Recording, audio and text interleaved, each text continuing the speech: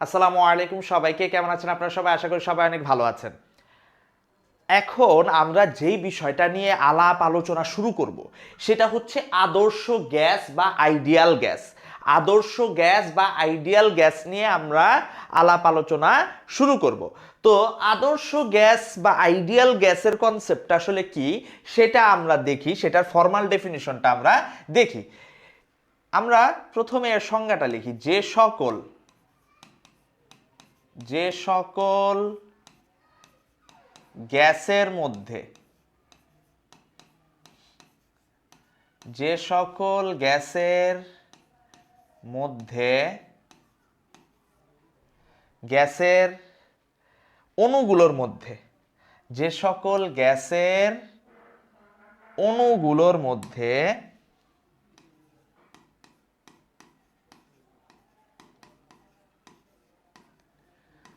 অণুগুলোর মধ্যে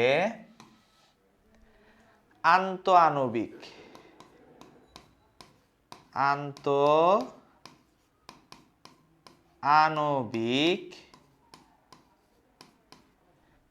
অণুগুলোর মধ্যে আন্তঃআণবিক আকর্ষণ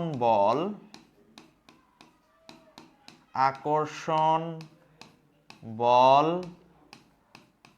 কাজ করে না। অণুগুলোর মধ্যে আন্তঃআণবিক আকর্ষণ বল কাজ করে না এবং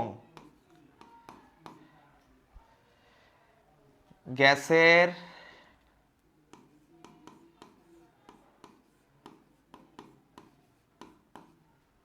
আণবিক গতিতত্ত্বের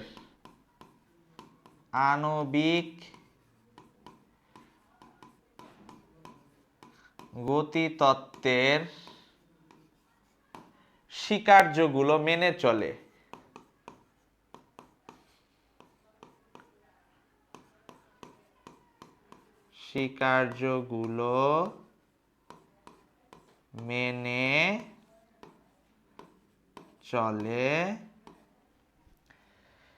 তাদের আদর্শ গ্যাস বলে।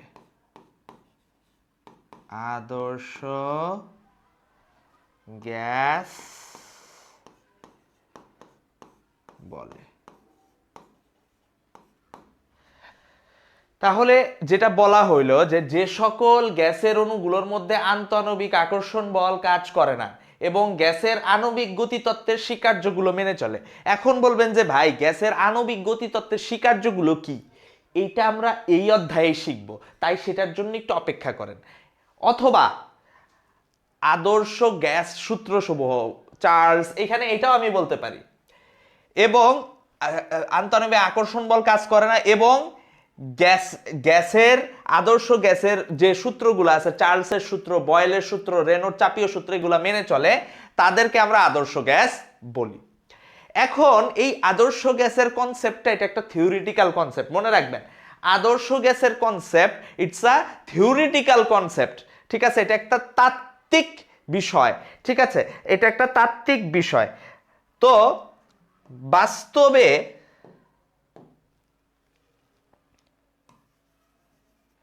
বাস্তবে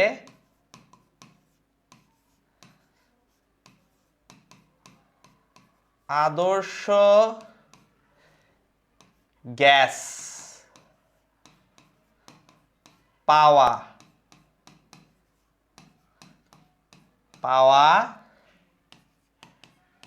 সম্ভব নয়। তাইলে বাস্তবে আমরা আদর্শ গ্যাস আমরা পাবো না, ঠিক আছে? এই রিয়েল ওয়ার্ল্ডে আইডিয়াল গ্যাস পাওয়া যায় না। রিয়েল ওয়ার্ল্ডে কি পাওয়া যায়? বাস্তব গ্যাস পাওয়া যায়। এখন অনেকে বলবেন যে বাস্তব গ্যাস আর আদর্শ গ্যাসের ভিতরে পার্থক্য কি? তাইলে ভাই, এই যে বাস্তব গ্যাস এবং আদর্শ গ্যাসের পার্থক্য, বাস্তব গ্যাস এবং আদর্শ গ্যাসের পার্থক্য নিয়ে যাবতীয় আলাপ আলোচনা আপনাদের রসায়ন কেমিস্ট্রির সেকেন্ড পেপারের ফার্স্ট চ্যাপ্টার এনভায়রনমেন্টাল কেমিস্ট্রিতে বিশদভাবে আলোচনা করা আছে। একটা এমাগা বক্র দিয়ে বোঝানো আছে যে বাস্তব গ্যাস কখন আদর্শ গ্যাসের মতো কাজ করবে। এই বিষয়গুলো নিয়ে আপনাদের কেমিস্ট্রিওয়ালারা যাবতীয় আলাপ আলোচনা করে দিবে, এই জন্য আমি এখানে আর আলাদাভাবে কথাবার্তা বললাম না, ঠিক আছে। আচ্ছা, আরেকটা বিষয় পয়েন্ট আপনাদের মাথায় রাখতে হবে, কিছু কিছু বাস্তব গ্যাস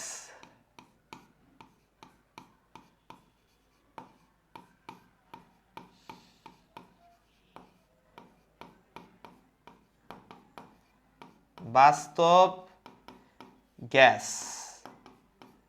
যেমন যেমন অক্সিজেন, নাইট্রোজেন,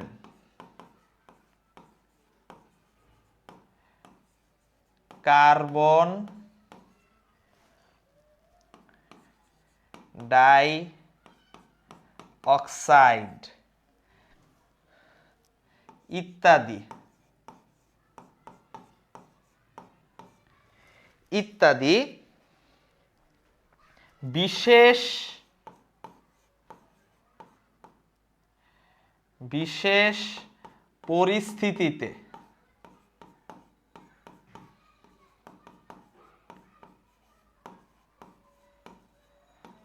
আদর্শ গ্যাসের ন্যায় আদর্শ গ্যাসের ন্যায় আচরণ করে। তাহলে কিছু কিছু বাস্তব গ্যাস যেমন oxygen, nitrogen, carbon die oxide ইত্যাদি বিশেষ পরিস্থিতিতে, ঠিক আছে, আন্ডার স্পেশাল সিচুয়েশন, এরা কিসের মতো কাজ করবে ওস্তাদ? এরা আদর্শ গ্যাসের মতো কাজ করবে। এরা বিশেষ পরিস্থিতিতে আদর্শ গ্যাসের ন্যায় কাজ করবে। তাহলে আমরা কিন্তু এই আদর্শ গ্যাসের যে কনসেপ্টটা, এটা মোটামুটি আমরা বুঝতে পারছি। এখন আদর্শ গ্যাসের কিছু সূত্র আছে, সেই সূত্রগুলো নিয়ে আমার কথা বলতে হবে। প্রথমেই যে সূত্রটা আছে সেটাকে বলা হয় বয়েলের সূত্র। বয়েলের সূত্র নামে এটা সর্বজন পরিচিত, কিন্তু এটাকে ম্যারিয়টের সূত্র বলা হয়, এটাকে বয়েল ম্যারিয়টের সূত্র বলা হয়, ঠিক আছে। Boyle's law or Mariotte's law or Boyle Mariotte's law, ঠিক আছে, এই নামে এটা পরিচিত। আচ্ছা, তো এই সূত্রে আসলে কি বলা আছে সেটা নিয়ে আমি একটু কথাবার্তা বলি। এই সূত্রে কি বলা আছে সেটা নিয়ে আমি একটু কথাবার্তা বলি। এই সূত্রে বলা আছে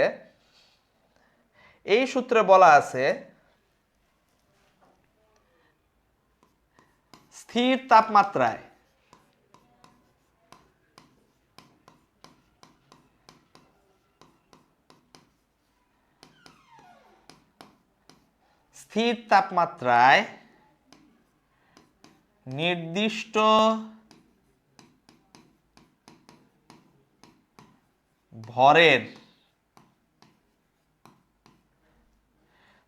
তাপমাত্রায় নির্দিষ্ট ভরের গ্যাসের আয়তন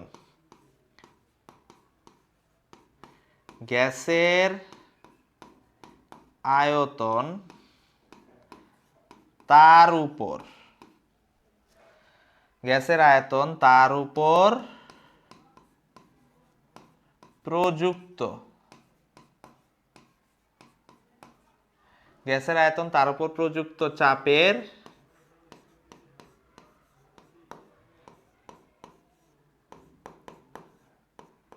ব্যস্তানুপাতিক।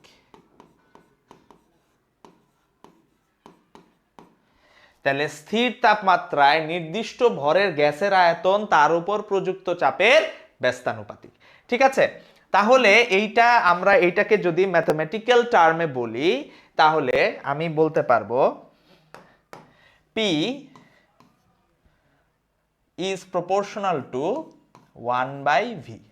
P is proportional to 1/v। কখন? স্থির তাপমাত্রায় নির্দিষ্ট ভরের গ্যাসের আয়তন তার উপর প্রযুক্ত চাপের ব্যস্তানুপাতিক। তাহলে তার উপর প্রযুক্ত চাপের ব্যস্তানুপাতিক, তাহলে আমার এইটা কখন হবে? যখন তাপমাত্রা স্থির আর ভর স্থির। If T is equal to constant and M is equal to constant।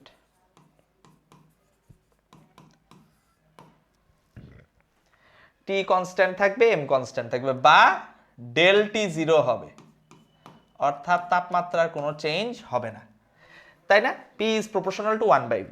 এখন যদি আমি প্রপোর্শনাল চিহ্নটা উঠায় দিই, তাহলে আমি এইখানে লিখতে পারবো পি ইজ ইকুয়াল টু কোনো একটা কনস্ট্যান্ট ইন্টু 1/v। তাহলে আমি এই জায়গা থেকে লিখতে পারবো PV is equal to constant. ঠিক আছে, PV is equal to constant. এই যে PV is equal to constant, এই যে এই সমীকরণটা, এইটার একটা নাম আছে, এইটাকে বলা হয়, এই PV is equal to constant, এইটাকে বলা হয় আইসোথার্মাল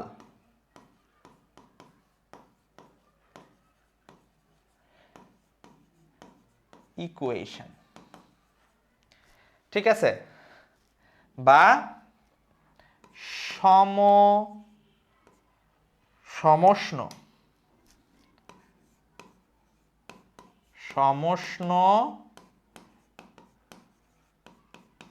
সমীকরণ। সমষ্ণ কেন? কারণ ডেল্টি জিরো, উষ্ণতা সমান, তাপমাত্রা সমান, এই জন্য এটাকে কি বলা হয়? সমষ্ণ সমীকরণ। এই জন্য এটাকে বলা হয় সমষ্ণ সমীকরণ। PV is equal to constant. PV যদি কনস্ট্যান্ট হয় তাহলে আমি এখান থেকে বলতে পারি easily P1 V1 is equal two P2 V2 is equal two P3 V3 is equal two so on and so four is equal to constant আমি বলতে পারি, ঠিক কিনা? তাইলে এই জায়গা থেকে আমরা P1 V1 is equal two P2 V2 এটা দিতে পারি। এইটাই হচ্ছে বয়েলের সূত্রের একটা সাধারণ সমীকরণ আমি বলতে পারি এটাই। ঠিক আছে, বয়েলের সূত্রের সাধারণ সমীকরণ। এটাও একটা আইসোথার্মাল ইকুয়েশন, এটাও একটা কি, এটাও একটা আইসোথার্মাল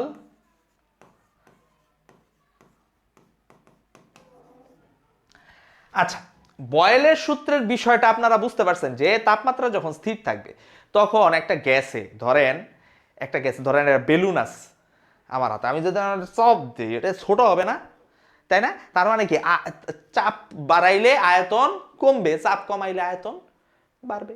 চাপ বাড়াইলে আয়তন কমবে, চাপ কমাইলে কি হবে? আয়তন বাড়বে। বুঝাইতে পারছি?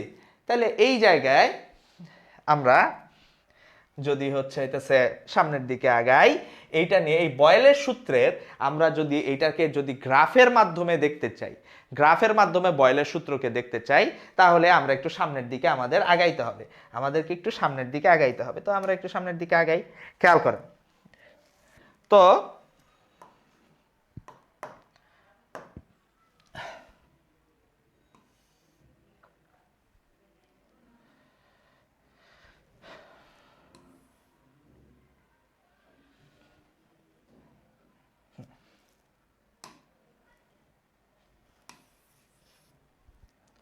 সুন্দর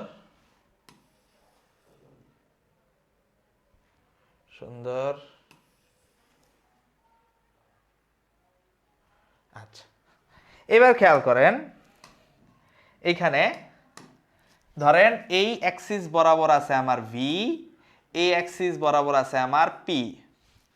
আচ্ছা, আমরা কি পাইছিলাম? P is proportional to 1/v, তাই না? P is proportional to 1/v পাইছিলাম না? তাহলে পি ইজ ইকুয়াল টু একটা কি, constant into 1/v। P is equal to constant into 1/v। তো এরকম যখন ব্যস্তানুপাতিক সম্পর্ক থাকে তখন সেইটা হবে এইরকম একটা গ্রাফ হবে। এটার গ্রাফ হবে এরকম। এইটাকে বলা হয়, এই যে এইরকম গ্রাফ, এটাকে বলা হয়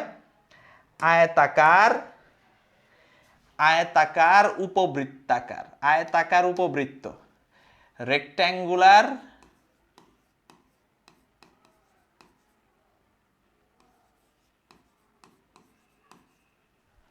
হাইপারবোলা।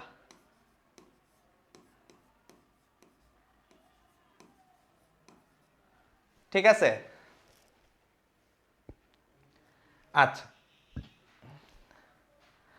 আচ্ছা, রেক্ট্যাঙ্গুলার হাইপারবোলা বলে এটাকে, ঠিক আছে। এখন ধরেন এই দিক বরাবর ভি আছে, এক্স অ্যাক্সিস বরাবর, এক্স অ্যাক্সিস বরাবর এটা এক্স এটা ওয়াই, ধরে নিলাম এক্স অ্যাক্সিস বরাবর ভি আছে, ওয়াই অ্যাক্সিস বরাবর আছে হচ্ছে পিভি। এখন বলেন তো পিভি সব সময় কি? পিভি অলওয়েজ কনস্ট্যান্ট না? আমরা কি জেনে আসছি? PV is equal to constant. তাহলে এইটার গ্রাফটা কিরকম হবে? এটার গ্রাফটা এরকম হবে না?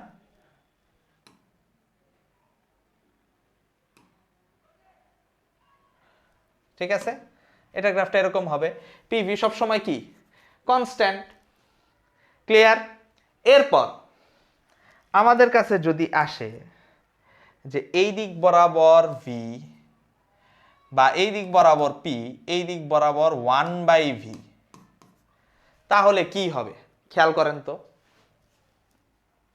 তাহলে আমরা কি জানি? p is equal to constant into 1/v। তাহলে এই 1/v পুরাটাই একটা কি? এইটা x, এইটা y, ঠিক আছে। তাহলে এই 1/v এই পুরাটাই একটা কি? পুরাটাই একটা চলক, ঠিক কি না? 1/v পুরাটাই একটা চলক। তাইলে আমরা এইখানে আমার 1/v ইজ ইকুয়াল টু কি লিখতে পারি? Constant into P. এই 1/v কে যদি আমি 1/v টা আমার y অ্যাক্সিস বরাবর আছে, এখন বলবেন যে আপনি যদি 1/v রে এই পাশে নেন কনস্ট্যান্ট, 1 কনস্ট্যান্ট হবে না? এখন আমারে বলেন 1 কনস্ট্যান্ট একটা কনস্ট্যান্ট না? আমার কথা বুঝেন। ধরেন 5 যদি কনস্ট্যান্ট হয়, 1/5 ও তো একটা কনস্ট্যান্ট, তাই না? তো এই জায়গায় কনস্ট্যান্ট চেঞ্জ হয় না, কনস্ট্যান্ট কনস্ট্যান্টের মতোই থাকবে। তাহলে এই জায়গায় আমি কি লিখতে পারি খেয়াল করেন তো। এই 1/v রে এইটাকে আমরা y ধরলাম, y অ্যাক্সিস বরাবর আছে, কনস্ট্যান্ট এটা m, আর পিটা x অ্যাক্সিস বরাবর আছে, y is equal two mx। তাহলে এটা কি হবে? মূল বিন্দুগামী সরল রেখা হবে। এটা মূল বিন্দুগামী সরল রেখার সমীকরণ, ঠিক কি না? আমি যদি একইভাবে ধরেন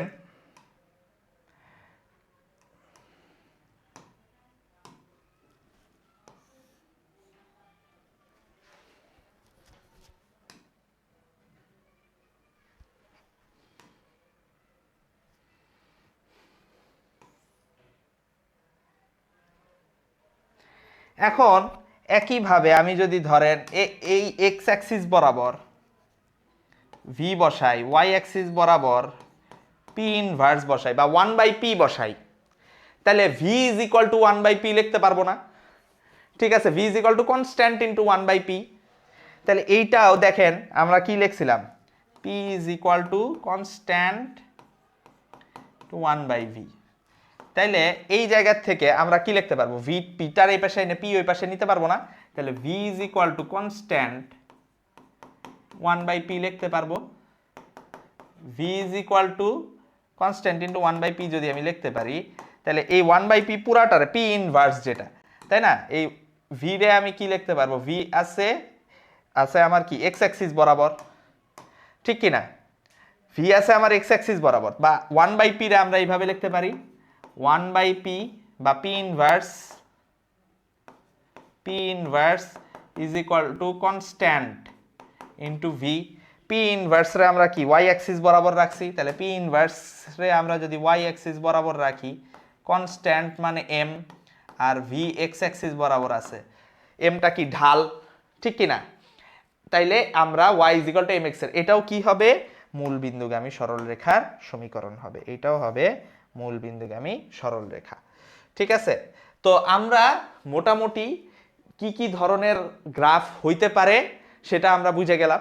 এখন আমাকে বলছে যে স্থির তাপমাত্রায় নির্দিষ্ট ভরের গ্যাসের আয়তন, তার উপর প্রযুক্ত চাপের ব্যস্তানুপাতিক। এখন তাপমাত্রা চেঞ্জ হইলে আমার গ্রাফটাও চেঞ্জ হবে, গ্রাফের ঢাল চেঞ্জ হবে। তখন সেক্ষেত্রে আমরা কিভাবে বের করব যে কোনটার তাপমাত্রা বেশি, কোন গ্রাফের তাপমাত্রা বেশি, বা কোন কার্ভের তাপমাত্রা বেশি, কোন কার্ভের তাপমাত্রা কম, সেটা আমরা কিভাবে বের করব, তাই না? তাহলে এইটা বের করার উপায় আছে, সেই উপায়টা আমি আপনাদেরকে দেখাচ্ছি। এটা বের করার সুন্দর একটা উপায় আছে। উপায়টা আমি আপনাদেরকে দেখাচ্ছি, খেয়াল করেন।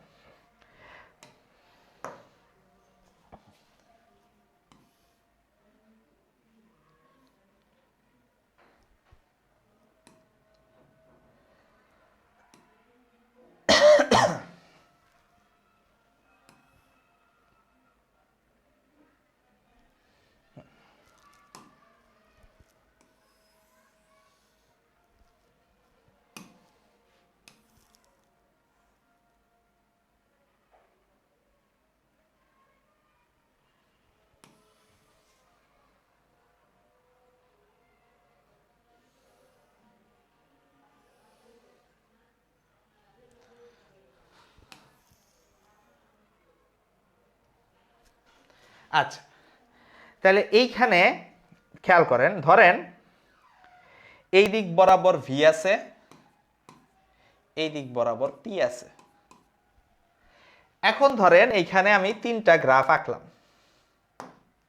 ধরেন এই একটা, এই একটা, এই একটা, তিনটাই কিন্তু রেক্ট্যাঙ্গুলার হাইপারবোলা, তিনটাই আমার রেক্ট্যাঙ্গুলার হাইপারবোলা। আমি বললাম এইটা T1 এর জন্য, এইটা T2 এর জন্য, এইটা T3 এর জন্য। ক্লিয়ার? এখন আমি কিভাবে বের করব যে T1 T2 T3 এর ভিতরে কোনটা বড়, সবচেয়ে বেশি তাপমাত্রা, কোনটা সবচেয়ে কম, আর কোনটা মাঝামাঝি?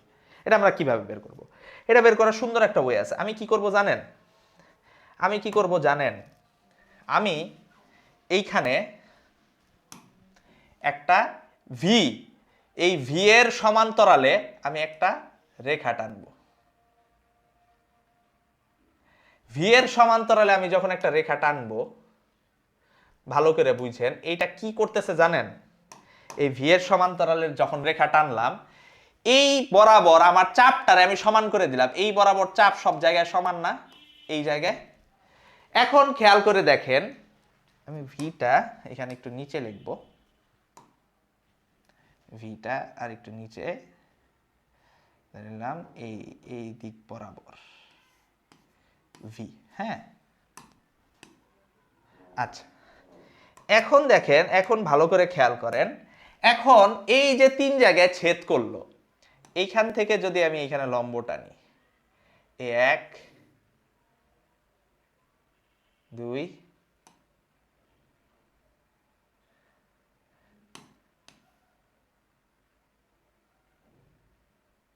3, এখন দেখেন এই T1 যেখানে ছেদ করছে, ধরে নিলাম এটা V1, এইটা V2, এইটা V3।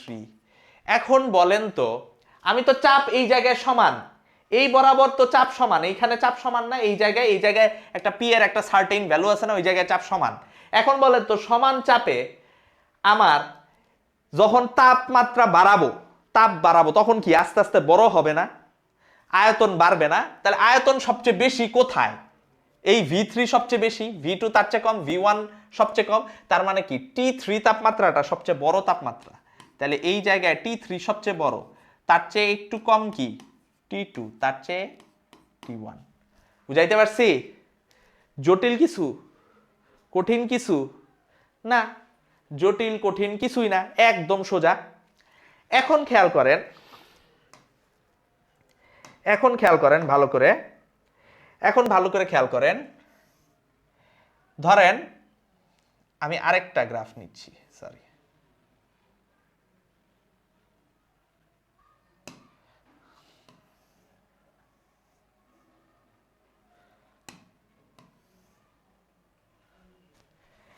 এইটা হচ্ছে,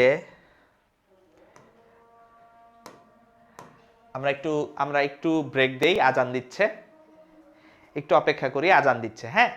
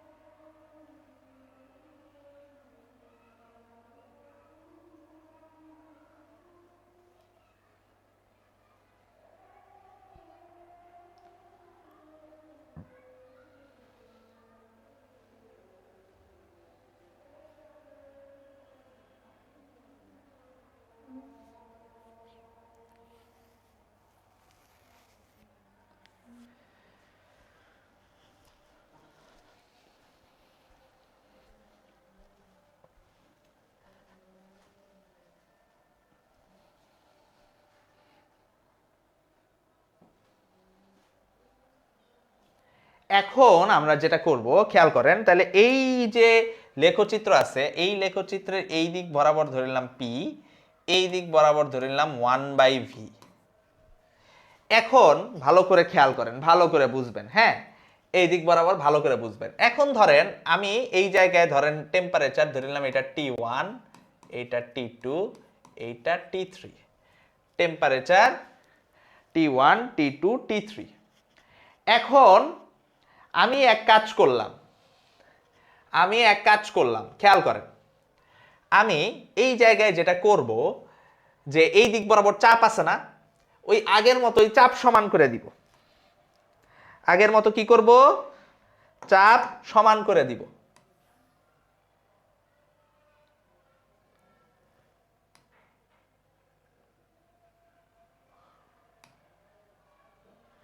ঠিক আছে, চাপ সমান করে দিলাম আমি।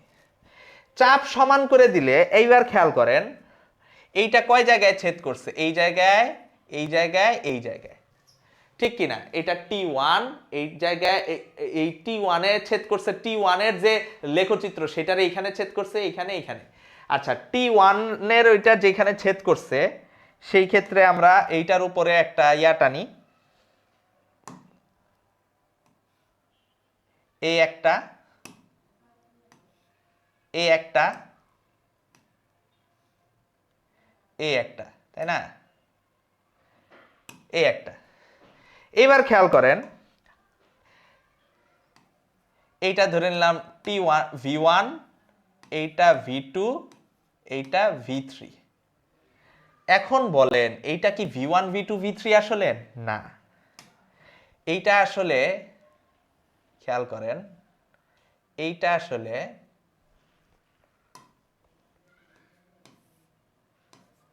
এইটা আসলে 1/V1, এইটা 1/V2, এইটা 1/V3। এখন দেখেন 1/V1 সবচেয়ে কম মানে কি V1 সবচেয়ে বেশি, তাহলে তাপমাত্রা বাড়াইলে আয়তন বাড়ার কথা না? তাহলে T1 এ 1/V1 সবচেয়ে কম মানে কি V1 সবচেয়ে বেশি, তাই না? হর যত বড় হবে ভগ্নাংশের মান তত কমবে। তাহলে 1/V1 সবচেয়ে কম মানে কি 1/V1 সবচেয়ে কম মানে কি V1 সবচেয়ে বেশি। তাহলে V1 সবচেয়ে বেশি মানে কি T1 সবচেয়ে বড়, 1/V2 তার মাঝামাঝি, আর 1/V3 সবচেয়ে বড়, তার মানে কি V3 সবচেয়ে কম। তার মানে তাপমাত্রা বাড়াইলে তো আয়তন বাড়ার কথা, তাই না? তাপমাত্রা বাড়াইলে চাপ সমান, স্থির চাপে তাপমাত্রা যত বাড়বে আয়তন তত বাড়বে। এটাই চার্লসের সূত্র, এটা আমরা পরবর্তী ক্লাসে ইনশাআল্লাহ পড়বো। তাইলে আমার এখানে V1 সবচেয়ে বড়, তার মানে T1 সবচেয়ে বড়, T2 তার চেয়ে একটু কম, T3 তার চেয়ে একটু কম, সবচেয়ে কম। বুঝাইতে পারছি? কঠিন কিছু? কঠিন কিছুই না, একদম সোজা, একদম সোজা, পানির মতো সোজা। ঠিক আছে, এরপরে খেয়াল করেন,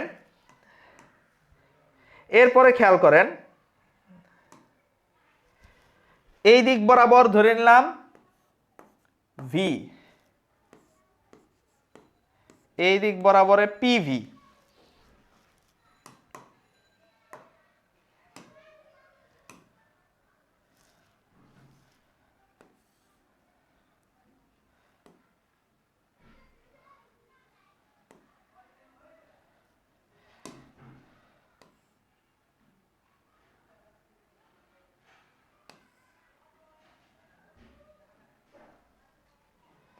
ঠিক আছে, এখন ধরে নিলাম কার পিভি তো কনস্ট্যান্ট, তো ধরে নিলাম এটা T1 টেম্পারেচারের জন্য, এইটা T2, এইটা T3। এখন খেয়াল করেন এই দিক বরাবর V আছে, আমি কি করব V বরাবর একটা রেখা টাইনে V রে অর্থাৎ PV এর y অ্যাক্সিসের সমান্তরাল একটা রেখা টাইনে V টারে সমান করে দিব।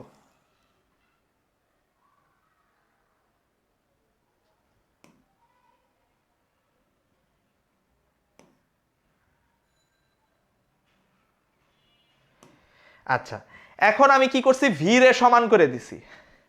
V রে যখন সমান করে দিছি তাহলে V এই তিন জায়গায় কি V সমান, এই তিন জায়গায় V ফিক্সড। আচ্ছা ভি যেহেতু এই তিন জায়গায় ফিক্সড, সবচেয়ে ভি যখন ফিক্সড তখন মনে রাখবেন তাপমাত্রা যত বাড়বে, ভি ফিক্সড মানে কি আয়তন ফিক্সড, তার মানে কি আমি কি করছি একটা সিলিন্ডারের ভিতরে গ্যাসটারে বন্দি করে দিছি, এরপর নিচ থেকে যত বেশি তাপ দিব সিলিন্ডারের উপর চাপ তত বাড়বে না, নিচ থেকে যত বেশি তাপ দিব সিলিন্ডারের উপর চাপ তত বাড়বে না, সিলিন্ডারের উপর প্রেসার তত বাড়বে না ভিতর থেকে, তাই না? তাইলে এই জায়গায় আয়তন সমান যখন করে দিছি, চাপ যখন সবচেয়ে বেশি তখনই তাপমাত্রা সবচেয়ে বেশি, তাহলে চাপ এখানে সবচেয়ে বেশি কোথায়, এইখানে চাপ সবচেয়ে বেশি, কারণ ভি তো সেম। তাইলে এই জায়গায় মনে রাখবেন এই ক্ষেত্রে কি হবে, এই ক্ষেত্রে সবচেয়ে বেশি টেম্পারেচার কোনটা, T3, T3 টেম্পারেচার সবচেয়ে বড়, তার চেয়ে একটু কম কি T2, তার চেয়ে একটু কম কি T1। বুঝাইতে পারছি, বুঝাইতে পারছি, ক্লিয়ার? কঠিন কিছু না, মোটেও কঠিন কিছু না। ওকে, এরপর খেয়াল করেন,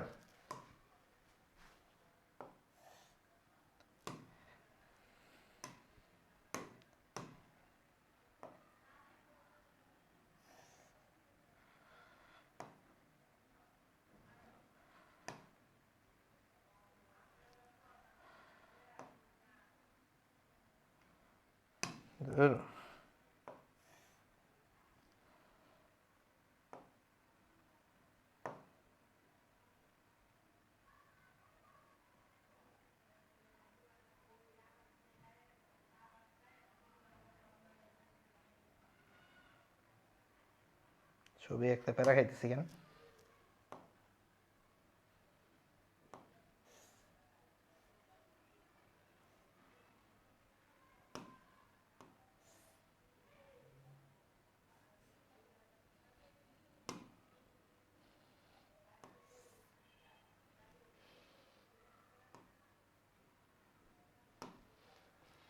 এখন ধরেন এই দিক বরাবর আছে ভি, এই দিক বরাবর আছে পি ইনভার্স, পি ইনভার্স মানে 1/p। আচ্ছা এখন আমি যেটা করব, অ্যাজ ইউজুয়াল আমার যদি চাপ থাকে আমি চেষ্টা করব চাপ রে কনস্ট্যান্ট করে দাও। চাপ রে কনস্ট্যান্ট করতে হলে কি, এক্স অক্ষের সমান্তরালে আমার একটা রেখা টানতে হবে, এই যে এই চাপরে আমি সমান করে দিলাম, ঠিক আছে? চাপরে যখন সমান করে দিছি, এবার খেয়াল করেন ধরে নিলাম এটা T1, এটা T2, এটা T3। এখন চাপরে যখন সমান করে দিছি, এই বিন্দু এই বিন্দু এই বিন্দু থেকে আমি নিচে যদি ইয়ার টানি, চাপ সমান 1/p কনস্ট্যান্ট মানে কি p ও কনস্ট্যান্ট, তাই না? 1/p এই সব জায়গায় p ইনভার্স কনস্ট্যান্ট মানে কি p ও কনস্ট্যান্ট। এখানে একটা রেখা টানলাম, এইখানে আরেকটা, এইখানে আরেকটা, হ্যাঁ? তাইলে খেয়াল করেন T1 এর এই জায়গায় এটা V1, এইটা V2, এইটা V3, তাহলে সবচেয়ে বড় কোনটা, V1। চাপ সমান করে দিলে তাপমাত্রা বাড়াইলে আয়তন বাড়বে, তাহলে সবচেয়ে বড় আয়তন কি V1, V1 যেহেতু সবচেয়ে বড় তাহলে T1 ও সবচেয়ে বড়, তার চেয়ে একটু কম T2, তার চেয়ে একটু কম T3। বুঝাইতে পারছি? সো আমরা কিন্তু বুঝে ফেলছি যে আসলে এই যে আমার লেখচিত্র অনুসারে, লেখচিত্র অনুসারে আমরা কিভাবে, লেখচিত্র অনুসারে আমরা কিভাবে হচ্ছে এই কোন তাপমাত্রা বড় কোন তাপমাত্রা ছোট সেটা নির্ণয় করতে পারি, আমরা সুন্দর মতো বের করতে পারবো। ঠিক আছে, ওকে। এবার আমরা গাণিতিক সমস্যায় চলে আসছি। এবার আমরা কিসে আসছি, গাণিতিক সমস্যায়। তাহলে প্রথম যে গাণিতিক সমস্যাটা আছে সেখানে কি বলা আছে সেটা আমরা একটু দেখব। আচ্ছা এখানে বলা আছে কোন হ্রদের তলদেশ থেকে পানির উপরের তলে আসায়, তাহলে কোন হ্রদের তলদেশ থেকে পানির উপরিতলে আসায় একটি বায়ু বুদবুদের আয়তন, একটি বায়ু বুদবুদের আয়তন 3 গুণ বৃদ্ধি পায়। বায়ু বুদবুদের আয়তন 3 গুণ বৃদ্ধি পায়, এই বৃদ্ধি কথাটা খুবই ইম্পর্টেন্ট। হ্রদের পৃষ্ঠে বায়ুমণ্ডলের চাপ 10⁵ নিউটন পার মিটার স্কয়ার হলে এবং হ্রদের পানির উষ্ণতা ধ্রুবক হলে হ্রদের গভীরতা কত সেটা আমার বের করতে হবে। এখন আপনাদেরকে আমি একটু আস্তে আস্তে আমরা এই জিনিসটা বুঝি, ভালো করে বুঝেন।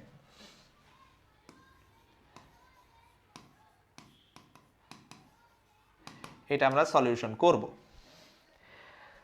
ধরেন এই জায়গায় পানি আছে,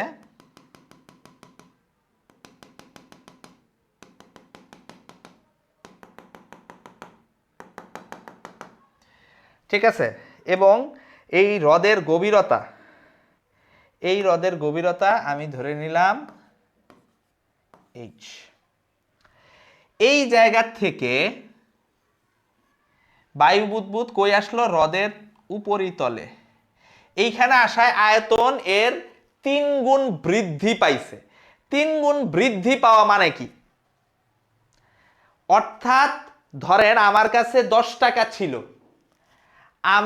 আমি বললাম আমার টাকা 3 গুণ বাড়ছে, মানে আমার কাছে কয় টাকা আছে? 30 টাকা না, 40 টাকা আছে। বৃদ্ধি মানে কি? ডিফারেন্স, চেঞ্জ, তাই না? বৃদ্ধি মানে কি? 3 গুণ বৃদ্ধি পাওয়া মানে কি? ধরেন হচ্ছে আমার কাছে 10 টাকা ছিল, ঠিক আছে, আমার হইছে হইল 40 টাকা, তাইলে আমার বৃদ্ধি কত? 40 মাইনাস 10 কত? 30 টাকা। তাহলে এই বৃদ্ধিটা, এই 30 টাকা কি 3 ইন্টু 10 টাকা না? তাহলে পূর্বের টাকার কত? 3 গুণ না? এই বৃদ্ধি, এটা কি? এটা বৃদ্ধি। বৃদ্ধিটা কি? এই পূর্বের যে টাকা এর 3 গুণ না? এই জিনিসটা অনেকে ভুল করে। যখনই বৃদ্ধি বলবে, বৃদ্ধি 3 গুণ বৃদ্ধি পাওয়া মানে কি? মানে এইখানে যদি আয়তন হয় v, এইখানে আয়তন হবে 4v। এইখানে আয়তন যদি হয় v, এইখানে আয়তন কি হবে? 4v হবে। এই জিনিসটা অনেকে ভুল করে, তাই আমি এটা একটু ক্লিয়ার করে দিলাম আপনাদেরকে। হ্যাঁ, এই জিনিসটা অনেকে ভুল করে। হ্যাঁ, এই জন্য আপনাদেরকে একটু ক্লিয়ার করে দিলাম। আচ্ছা, এখন খেয়াল করেন, যখন এইটা পানির তলদেশে থাকে তখন এর উপরে পানির একটা চাপ পড়ে, এইটার উপরে এইখানে পানির চাপ পড়ে PW, আর এইখানে এই উপরে থেকে একটা বায়ুমণ্ডলীয় চাপ আছে PA, অ্যাটমসফিয়ারিক চাপ। তাইলে এই পি অ্যাটমসফিয়ারিক চাপ কত? এখানে 10⁵ নিউটন পার মিটার স্কয়ার বলে দিছে, নিউটন পার মিটার স্কয়ার বলে দিছে আমাকে। তাইলে এই জায়গা থেকে আমি যদি বের করতে চাই, তাহলে কিভাবে আমরা বের করব? এই প্রবলেমটা কিভাবে আমরা সমাধান করব আমরা একটু দেখি। প্রবলেমটা সমাধান করার খুব সহজ উপায় আছে। এইখানে P1 যখন হচ্ছে পানির তলদেশে আছে তখন এর উপরে পানির চাপও আছে, বায়ুমণ্ডলীয় চাপও আছে। P1 is equal two PA plus PW। Clear? Clear? PW মানে কি? H রো G, এটা আমরা জানি। আচ্ছা, যাই হোক, P2 যখন উপরিতলে আসলো তখন এটা কি? শুধুমাত্র এর উপরে আছে কি? PA আছে, অর্থাৎ শুধুমাত্র বায়ুমণ্ডলীয় চাপ আছে। V1, ঠিক আছে, পূর্বে আয়তন, ভিতরে আয়তন ছিল V1 ইজ ইকুয়াল টু ধরলাম V, তাহলে তলদেশে যখন তখন 3 গুণ বাড়ছে, তাহলে V2 ইজ ইকুয়াল টু কি? 4V। ক্লিয়ার? 3 গুণ বাড়ছে, সুন্দর। আমার PA দেওয়া আছে 10⁵ নিউটন পার মিটার স্কয়ার। এখন আমি কি বের করব? আমরা জানি পানির ঘনত্ব রো কত? 1000 কেজি পার মিটার কিউব, ঠিক কি না? জি কত? 9.8 মিটার পার সেকেন্ড স্কয়ার। তো আমরা সূত্র জানি কি না? সূত্র কি? P1 V1 is equal to P2 V2। P1 মানে কি? PA plus PW, V1 V। P2 মানে কি? PA into 4V। PA plus PW, PW মানে কি? H rho G। কোন তরলের ভিতরে কোনো বিন্দুতে আমার চাপের সমীকরণ কি? H rho G। তাহলে PA আমার দেওয়া আছে 10⁵ প্লাস PW হচ্ছে H rho G,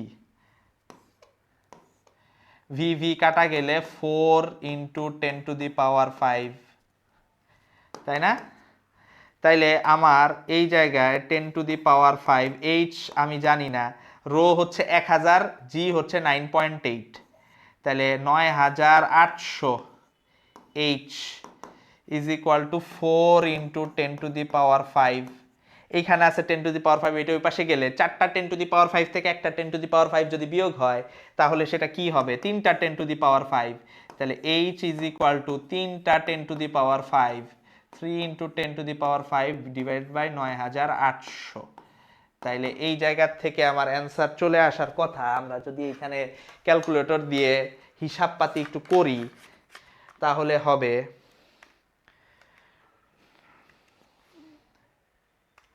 3 × 10⁵ divided by 9800, 30.61 metre, 30.61 metre. এইটাই আমার অ্যান্সার। ক্লিয়ার? একদম সোজা, জটিলতার কিছু নাই, একদম সোজা, পানির মতো সোজা। বুঝা গেছে? ওকে। কোন হ্রদের তলদেশ থেকে পানির উপরের তলে আসায় বায়ু বুদবুদের ব্যাস দ্বিগুণ হয়। হ্রদের তলদেশ থেকে পানির উপরের তলে আসায় বায়ু বুদবুদের কি দ্বিগুণ হয়েছে? বায়ু বুদবুদের ব্যাস দ্বিগুণ হয়েছে। এই যে দ্বিগুণ হয়েছে, এখানে কিন্তু বৃদ্ধি কথাটা নাই। তার মানে কি, আগে ব্যাস যদি 1 মিটার থাকতো বা 1 সেন্টিমিটার থাকতো, এখন 2 সেন্টিমিটার। আগে যদি 5 সেন্টিমিটার থাকতো, এখন 10 সেন্টিমিটার। যদি বলতো দ্বিগুণ বৃদ্ধি পাইছে, তাহলে আগে 1 সেন্টিমিটার থাকলে এখন 3 সেন্টিমিটার। 3 থেকে 1 গেলেন, দেখেন বৃদ্ধি কত? 2। বুঝাইতে পারছি? তো বৃদ্ধি আর হওয়া, এই যে আপনার হচ্ছে মানে লিঙ্গুইস্টিক্যাল আপনার কনফিউশন, ঠিক আছে, এইটার ভিতরে পড়া যাবে না। শব্দগত যে আপনার যে জঞ্জাট, এইটা থেকে আপনার বাইচে থাকতে হবে ওস্তাদ। বুঝাইতে পারছি? মানে জটিল কিছু না, কিন্তু সোজা, একদম সোজা। আমাদের কাছে মনে হয় জটিল, কিন্তু এখানে জটিলতার কোনো জায়গা নাই। ক্লিয়ার? ওকে। তো এইখানে বায়ু বুদবুদের ব্যাস দ্বিগুণ হয়, এই আগের মতোই, কিন্তু প্রবলেমটা কিন্তু এই যে এইখানে যেটা দেখাইছি এটার মতোই। খেয়াল করেন, ব্যাস দ্বিগুণ হওয়া মানে কি? ব্যাস দ্বিগুণ হওয়া মানে ব্যাসার্ধ দ্বিগুণ হওয়া। ব্যাস দ্বিগুণ হওয়া মানে কি? ব্যাসার্ধও দ্বিগুণ হওয়া। তাহলে ব্যাস যদি দ্বিগুণ হয়, তাহলে আয়তন কতটুকু চেঞ্জ হয়েছে? বায়ু বুদবুদটা কিসের মতো বলেন তো? একটা গোলকের মতো না? তাহলে ধরে নিলাম V1 যদি হয় 4/3 পাই r কিউব, তাহলে V2 ইজ ইকুয়াল টু কি হবে? 4/3 পাই টুয়াইস r হোল কিউব। তাহলে এইখানে কি লেখা যায়? 8 × 4/3 পাই r কিউব, 2 কিউব মানে 8। তাহলে 4/3 পাই r কিউব, এটা কি V1 না? তাহলে 8V1। তাহলে V2 ইজ ইকুয়াল টু কি? 8V1। বুঝতে পারছি আমরা? আচ্ছা, P1 আমার কি দেওয়া আছে? P1 হচ্ছে PA প্লাস PW। PA কি বলা আছে? বায়ুমণ্ডলের চাপ স্বাভাবিক বায়ুমণ্ডলের চাপের সমান। তাহলে স্বাভাবিক বায়ুমণ্ডলের চাপটা কি জানেন? এই PA স্বাভাবিক STP তে PA অ্যাটমসফেরিক প্রেসার হচ্ছে 101,325 এত প্যাসকেল, বা প্যাসকেল বা newton per metre square, SI ইউনিটে, ঠিক আছে? আচ্ছা, আর P2 উপরিতলে আসছে না? তাহলে এইটা কি হবে? শুধু PA। উপরে গেলে শুধু বায়ুমণ্ডলের চাপ। ক্লিয়ার? জটিল কিছু না। তাহলে এটা আমরা করে ফেলি।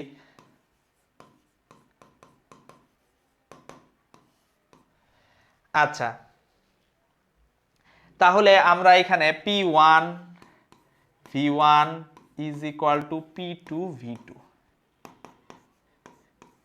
PA প্লাস PW যখন তলদেশে, তখন পানির চাপ আর বায়ুমণ্ডলের চাপ দুইটাই আছে, টু V1 আর এখানে P2 PA শুধু, P2 মানে কি, P2 মানে PA শুধু বায়ুমণ্ডলের চাপ, আর V2 মানে কি 8 V1, V1 চলে গেল, তাহলে PA এর জায়গায় আমরা কি লিখতে পারি 101325 প্লাস PW হচ্ছে আমার পানির ঘনত্ব H রো জি, তাই না, H রো জি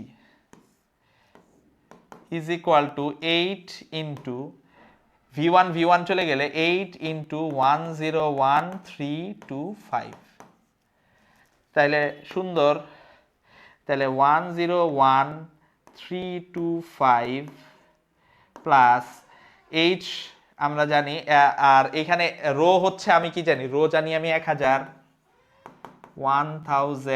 পানির কেজি পার মিটার কিউব, আর জি হচ্ছে কত 9.8 মিটার পার সেকেন্ড স্কোয়ার। তাহলে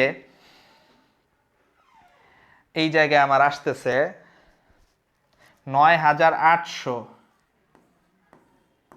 H 8101,325, তাই না? তাহলে আটটা 101325 থেকে একটা 101325 গেলে কি হবে 7টা 101325, তাহলে H is equal to 7 into 101325 by 9800।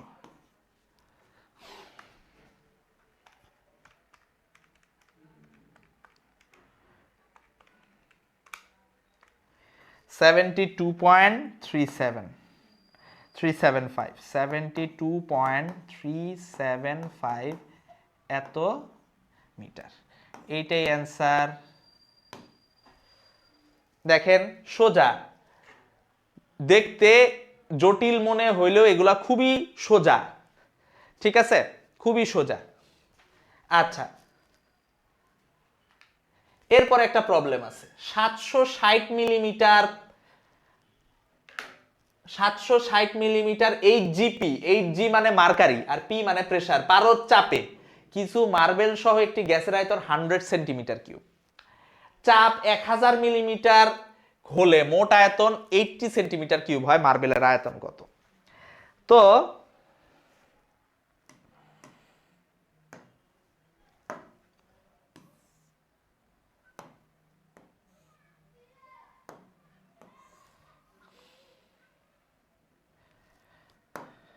আচ্ছা, ধরেন এই জায়গায় একটা মার্বেল আছে, এই জায়গায় ধরে নিলাম এই জায়গায় একটা মার্বেল আছে, ঠিক আছে। তো এইখানে যখন এর উপরে প্রেসার আমি যখন দিছি হচ্ছে 760 মিলিমিটার, প্রথমে ধরে নিলাম P1 60 মিলিমিটার, এই জায়গায় ধরে নিলাম P1 is equal two 760 millimetre পারদ চাপ, হ্যাঁ, পারদ চাপে এর আয়তন যখন 760 মিলিমিটার পারদ চাপ, তখন এর আয়তন, গ্যাসটার আয়তন, মার্বেল সহ গ্যাসের আয়তন হচ্ছে 100 সেন্টিমিটার কিউব। এরপর এর চাপ আমি ধরে নিলাম বাড়াইছি, বাড়ায়ে P2, এটা ধরেন এইখানে আনছি আমি, P2 নিলাম 1000 মিলিমিটার পারদ চাপ, 1000 মিলিমিটার পারদ চাপ, এইটাতে আয়তন কমে গেছে, কত হয়েছে 80 সেন্টিমিটার কিউব। এখন আমি আপনারা বলি, আদর্শ গ্যাসের সূত্র কিন্তু শুধুমাত্র আদর্শ গ্যাসের ক্ষেত্রে প্রযুক্ত হবে, এইসব মার্বেল ফার্বেল কঠিন পদার্থ তরল পদার্থের উপর প্রযুক্ত হবে না, অ্যাপ্লিকেবল হবে না। সো আমি মার্বেলটার একটু আলাদা করে রাখি, ধরি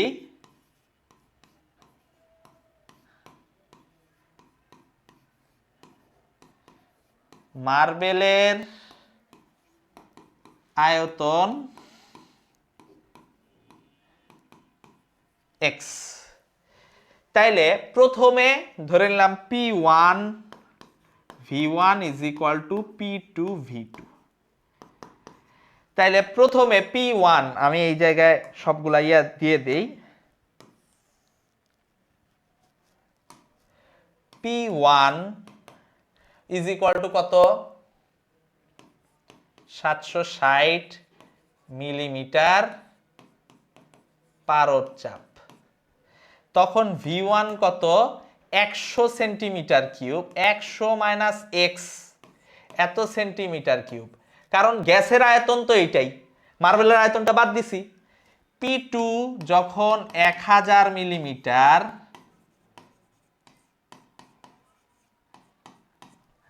মার্কিউরিক প্রেসার, তখন V2 is equal two 80 minus x, এত সেন্টিমিটার কিউব।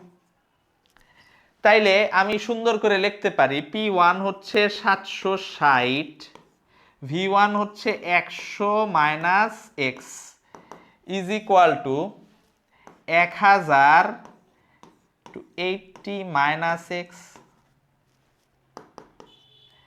তাইলে 76000 minus 760 X is equal to 80,000 minus 1000 X. আচ্ছা, তাইলে 1000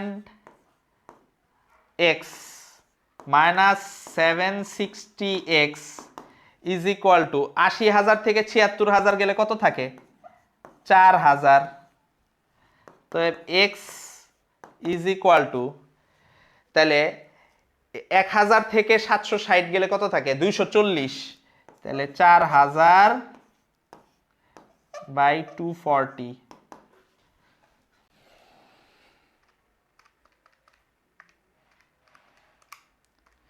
16.67 এত সেন্টিমিটার কিউব। এটাই মার্বেলের আয়তন। বুঝাইতে পারছি? একদম সোজা, জটিল কিছুই না। তো আমার মনে হয় যে বয়েলের সূত্র মোটামুটি আপনারা ক্লিয়ারলি বুঝতে পারছেন। ধন্যবাদ সবাইকে।